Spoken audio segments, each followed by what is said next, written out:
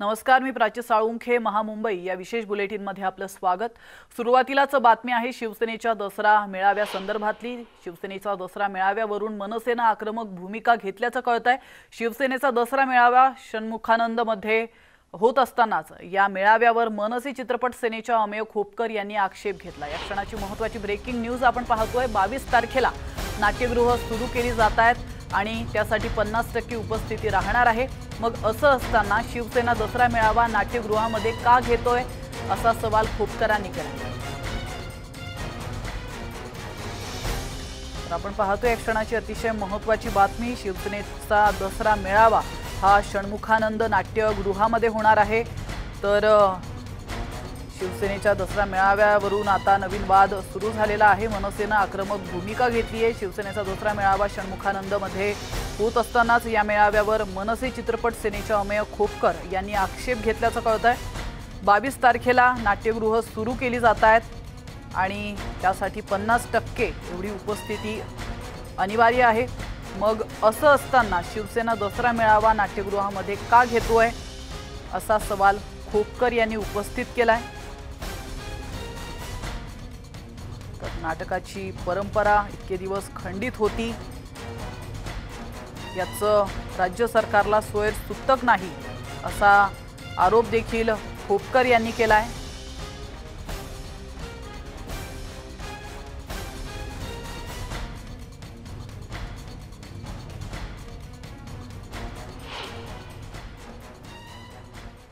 संपूर्ण राज्यभर आपल्याला चित्रपटगृह 50% क्षमतेसह आपल्याला सुरू होताना पाहायला मिळणार आहे.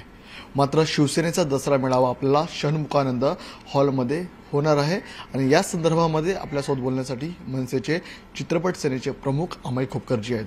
सर, आपली काय प्रामुख्याने भूमिका आहे? एकीकडे थिएटर आपल्याला 22 तारखेला सुरू होताना पाहायला मिळणार आहे, तर आपल्याला त्यापूर्वी शिवसेनेचा दसरा मेळावा होतोय. मला असं वाटतं की 22 तारखेला नाट्यगृह आणि सिनेमागृह हे 50% क्षमतेने सरकार सुरू करायला त्यांनी परवानगी दिलेली आहे. पहिलं म्हणजे नंबर 1 की 50%नी सुरू करायचं ह्यालाच विरोध आहे. आमची अशी मागणी आहे की ज्यांचे 2 वॅक्सिन पूर्ण झालेले आहेत अशांना एंट्री देऊन 100% क्षमतेने नाट्यगृह आणि सिनेमागृह सुरू करावे. कारण आता पावणे दोन वर्ष झाली आता ह्या क्षेत्रात हे क्षेत्र बंद आहे. ह्या क्षेत्रात लोकांना काम नाही आहे. बॅकस्टेज आर्टिस्ट आणि इतर लोकांचे हाल झालेत.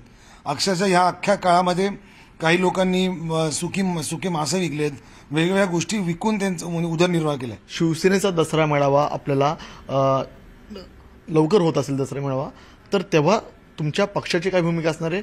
काय तुम्ही नेमकं तेव्हा करणार आहात? माझी गृह विभागाला, गृह मंत्रालयाला, पोलीस प्रशासनाला माझी विनंती आहे, जर का कुठल्या पक्षाचं मेळावे काय असतील कार्यक्रम, जर का ते नाट्यगृह 22 तारखेला उघडत आहे ना, तर त्याच्या आत कार्यक्रम झाला तर त्यांच्यावर गुन्हा दाखल करायचा.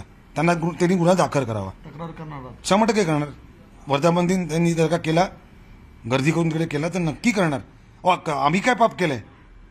नाट्यगृह तुम्ही बंद ठेवताय आणि हे नाट्यगृह म्हणजे वर्धापन दिन उघडताय का? तुम्हाला का वेगा नाही? धन्यवाद सर, तुम्ही न्यूज 18 लोकमतशी बातचीत केल्यासंदर्भात. तर एकीकडे कलाकारांना वेगळा न्याय आणि दुसरीकडे राजकीय पक्षांना वेगळा न्याय दिला जातोय अशी भूमिका मनसे चित्रपट सेनेचे अमेय खोपकर यांनी मांडलेली आहे. त्यामुळे दसरा मेळावा झाल्यानंतर मनसेची नेमकी काय भूमिका आहे हे आपल्याला येत्या काळामध्ये पाहायला मिळणार आहे. मात्र अमेय खोपकर यांनी जे कलाकारांना आव्हान केलेलं आहे, आता नेमका कलाकाराला प्रतिसाद कसा देतात ते पाहणं महत्त्वाचं ठरेल. व्हिडिओ जर्नलिस्ट रमेश भट्टसह मी तुषार रुपनवर, न्यूज 18 लोकमत, मुंबई. तर आता वळतोय पुढच्या बातमीकडे. क्रूज ड्रग्ज प्रकरणात आर्यन खानला आजही तुरुंगातच राहावं लागणार आहे. जामीन अर्जावरील सुनावणी उद्यापर्यंत तहकूब करण्यात आली आहे. आर्यन खानच्या जामीन अर्जावर उद्या निर्णय होणार आहे आणि त्यामुळे आज आर्यन खानला त्याची रात्र तुरुंगातच काढावी लागणार आहे. एनसीबीने मुंबई क्रूज ड्रग्ज पार्टी प्रकरणात आज न्यायालयात आपला जबाब दाखल केलाय. याचबरोबर एनसीबीने आर्यन खानच्या जामिनालाही विरोध केलाय. आर्यन खानकडून भलेही ड्रग्ज जप्त केले गेलेले नसतील, पण त्याच्यासह सर्व आरोपी कटात सामील आहेत असं एनसीबीने आपल्या जबाबात म्हटलंय.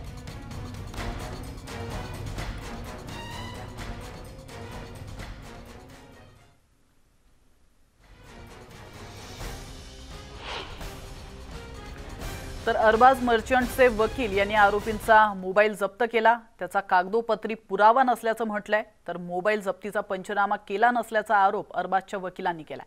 अरबाजकडे कुठलीही कॅश नव्हती असं देखील वकील म्हणालेत। उद्या कोर्टाकडे पुरेसा वेळ राहील असं वकिलांनी म्हटलंय।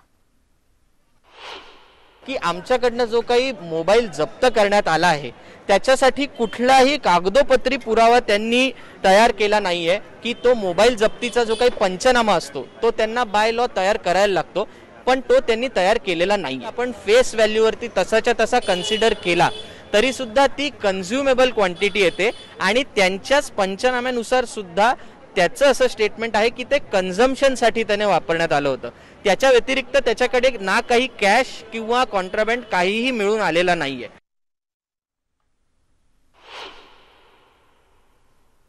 आणि आता बातमी पाहणार आहोत सर्वसामान्यांना खुश करणारी। सर्वसामान्यांना परवडणाऱ्या म्हाडाच्या घरांची लॉटरी उद्या निघणार आहे आणि या लॉटरीच्या माध्यमातून एकूण 9,000 घरे उपलब्ध करून देण्यात येणार आहेत। ठाण्याच्या काशीनाथ घाणेकर नाट्यगृहात लॉटरी निघणार आहे।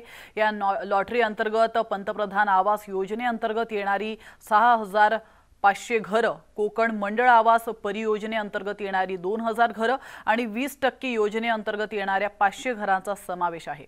ही घरं ठाणे, मीरा रोड, वर्तकनगर, विरार, कोळिंज नाका, कल्याण, वडवली आणि ठाण्याच्या गोथेघर या ठिकाणी ही घरं उपलब्ध होणार आहेत।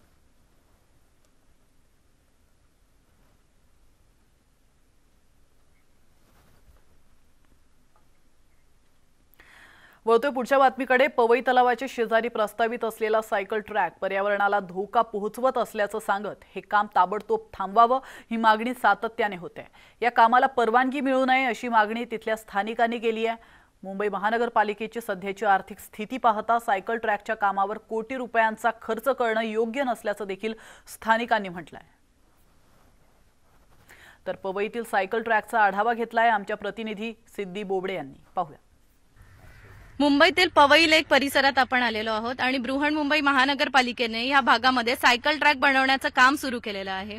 हा सायकल ट्रॅक बनवल्यानंतर इकडचा पवई भागाचा पवई लेकचा काही भाग हा कमी करून इथे सायकल ट्रॅक तयार केला जाणार आहे। हा सायकल ट्रॅक तयार केल्याने येथील नैसर्गिक जलचर आणि नैसर्गिक सौंदर्याला कुठेतरी बाधा निर्माण होणार आहे। त्यामुळे येथील स्थानिक नागरिकांनी या गोष्टीला विरोध केलेला आहे आणि या स्थानिक नागरिकांचं नेमकं म्हणणं काय आहे हे आपण त्यांच्याकडून जाणून घेणार आहोत। बऱ्याच ठिकाणी इथे जलचर प्राणी आहेत, जसे मगरी आहेत, अदरवाईज भरपूर जलचर प्राणी आहेत। आता सायकल ट्रॅक जर बघितला आपण ह्या लोकेशनला तर एकदम काठोकाठ बनवलेलं आहे। बघायला गेलं तर आपण त्या साईडला जर गेलो पवईच्या लेक साईडला तिथे पण तुम्ही काळजी करू शकतात। हे जर पण सायकल ट्रॅक इथे जर बनला बरेचसे लोक इथे सायकल चालवण्यासाठी येणार, नंतरची काही घटना घडू नये म्हणून आम्ही हा विरोध करतो ह्या गोष्टीचा की इथे सायकल ट्रॅक नको आहे आम्हाला। दुसरी गोष्ट, इन केस भविष्यामध्ये कधी ह्याच मगरी परत इथे आल्या, कुणी नसेल सायकल, कुणी मुलगा सायकल खेळत असेल, त्याच्यावर अटॅक वगैरे झाला तर जिंदर कोण असेल? ह्या तलावाचं पाणी एवढं ओव्हरफ्लो होतं की ते मिठा नदीपर्यंत जातं, पूर्ण त्या रोडापर्यंत जातं आणि आम्ही इकडचे स्थानिक आहोत आणि आम्हाला याची कल्पनाही नव्हती की हा सायकल ट्रॅकचं काम एवढं पुढे गेलंय। काही झाडं तोडण्यात आली। हा साइकिल ट्रैक म्हणजे पर्यावरणाला एक धोखा है, माझं असं मानना है। 2 महीने से यहाँ पे प्रोटेस्ट कर रहे हैं। ये ऐसा हम लोग को बताया जा रहा है कि ये साइकिल ट्रैक है, लेकिन हमारे हिसाब से ये साइकिल ट्रैक नहीं है, क्योंकि जो यहाँ पे ये लोग ये जो कंस्ट्रक्शन कर रहे हैं आप देख रहे रहेंगे ये कितना हैवी कंस्ट्रक्शन है। इसमें साइकिल चला रहा नहीं, ये ट्रेन चलाने जैसा एक कंस्ट्रक्शन कर रहे हैं, हमें दिख रहा है। और आपने यहाँ पे नंबरिंग भी देखा रहेगा पेड़ के ऊपर, काफ़ी सारे नंबर किया है पेड़ के ऊपर और 2-3 पेड़ भी काटे हैं जिसका विरोध किया हम लोग ने और ये साइकिलिंग ट्रैक का काम रुकाया है हम लोग ने। ये साइकिलिंग ट्रैक अभी हम लोग बोल नहीं सकते हैं क्योंकि कोई इनके पास लीगल परमिशन नहीं है कि हम लोग पवई तालाब के अंदर साइकिल ट्रैक का काम कर रहे हैं। रमेश भट्ट सह सिद्धी बोबडे, न्यूज 18 लोकमत, मुंबई। इथे घेतो एक छोटासा ब्रेक, लगेचच परत येतो। तुम्ही पाहत रहा महामुंबई।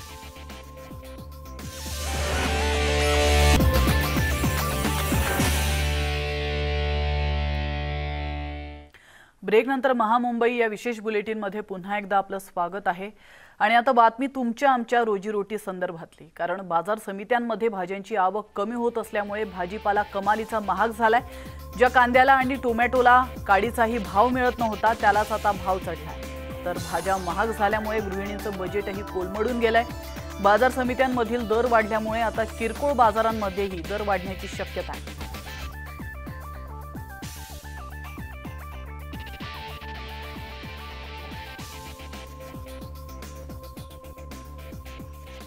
वळतोय पुढे रिलायन्स उद्योग समूहाने एक खुलासा केला आहे, ज्यामध्ये त्यांनी झी मीडिया सोबतच्या विलगीकरणाबाबतच्या बातम्यांवर स्पष्टीकरण दिलंय। तर इन्व्हेस्को आणि झी मधील वादात रिलायन्स समूह ओढला गेल्याचं स्पष्टीकरण रिलायन्सने दिलंय। फेब्रुवारी-मार्च 2021 मध्ये इन्व्हेस्कोने रिलायन्सचे प्रतिनिधी आणि झीचे व्यवस्थापकीय संचालक पुनीत गोयंका यांची बैठक आयोजित केली। या बैठकीत रिलायन्सच्या माध्यम गुणधर्मांचं झी सोबत विलगीकरण करण्याचा प्रस्ताव देण्यात आला। समान मूल्यमापनांच्या आधारे हे विलगीकरण करण्याचा प्रस्ताव ठेवण्यात आला। रिलायन्सने कायमच त्यांच्या गुंतवणूक करणाऱ्या कंपन्यांचं व्यवस्थापन सुरू ठेवण्याचा प्रयत्न केलाय, त्यांना नेहमीच प्रोत्साहित केलंय। मात्र काही दिवसांनी गोयंका आणि इन्व्हेस्को यांच्यात काही मतभेद निर्माण झाले आणि हे मतभेद निर्माण झाल्यानंतर आम्ही हा प्रस्ताव पुढे न नेण्याचा निर्णय घेतल्याचं स्पष्टीकरण रिलायन्स उद्योग समूहाने दिलंय।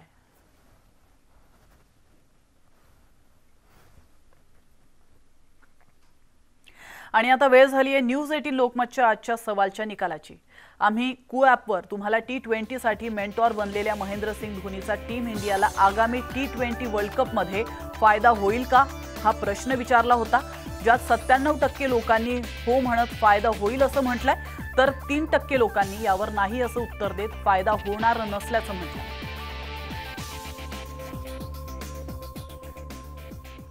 आणि यासोबतच महामुंबई या विशेष बुलेटिनमध्ये वेळ झाली इथंच थांबण्याची, मात्र तुम्ही कुठेच जाऊ नका, पाहत रहा न्यूज 18 लोकमत।